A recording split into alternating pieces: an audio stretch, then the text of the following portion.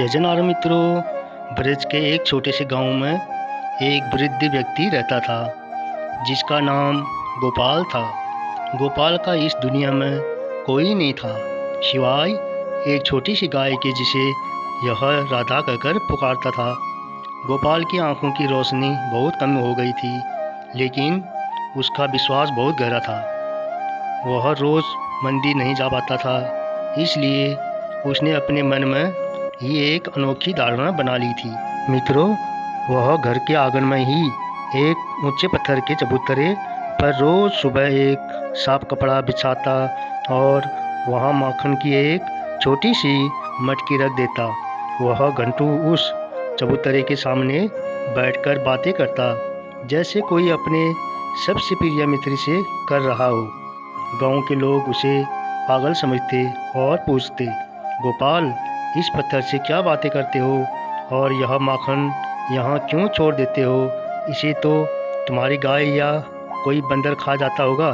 गोपाल बस मुस्कुराकर कहता, नहीं भाई, मेरा कन्हैया आता है, बहुत थका हुआ होता है, यहाँ बैठता है और मेरे हाथ का माखन बड़े चाव से खाता है। मुझे दिखता नहीं, पर मुझे उसके पायल की छन छन सुनाई देती है। समय बीतता गया और गोपाल बहुत बीमार पड़ गया।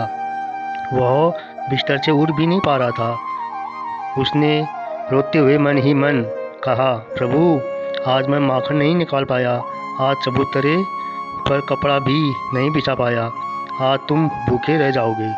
उस रात गांव के वैद्य डॉक्टर गोपाल की कुटिया के पास से गुजर रहे थे।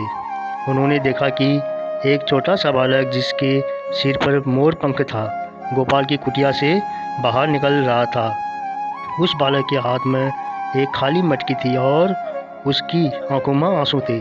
वैद्य को बड़ा आश्चर्य हुआ कि इतनी रात को यह बालक यहाँ क्या कर रहा है। वैद्य जब कुटिया के अंदर पहुँचे तो उन्होंने जो देखा वह चमत्कार से कम नहीं था। गोपाल का शरीर शांत हो चुका था, वह मृत्यु को प्राप्त हो चुका था, लेकिन उसके चेहरे पर एक दिव्य चमक और संतुष्टि थी। सबसे हैरान करने वाली बात यह थी कि गोपाल का दाहिना हाथ हवा में चौड़ा ऊपर उठा हुआ था, जैसे किसी ने उसे थाम रखा हो, और उसकी हथेलियों पर ताज़ा माखन की खुशबू महक रही थी।